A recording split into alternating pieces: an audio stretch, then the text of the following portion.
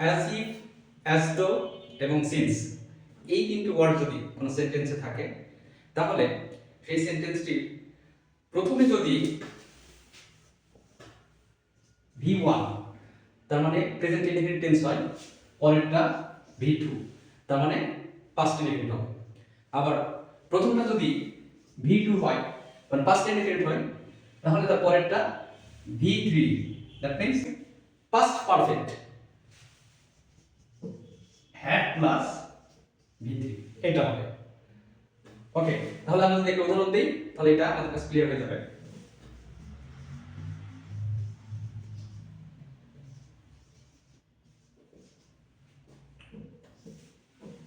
He speaks as if, এই যেখানে as if আছে এবং he speaks as if এই ভার্বটা হচ্ছে present tense, present indefinite tense এই সেন্টেন্সটা।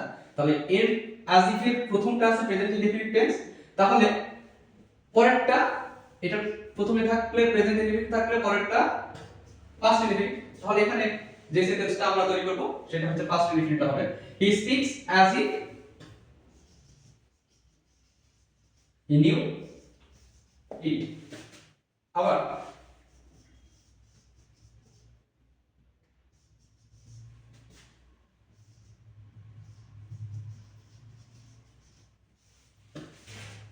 he spoke as though,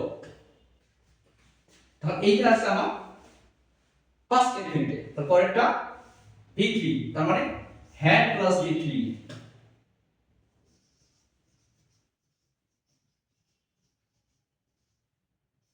known it।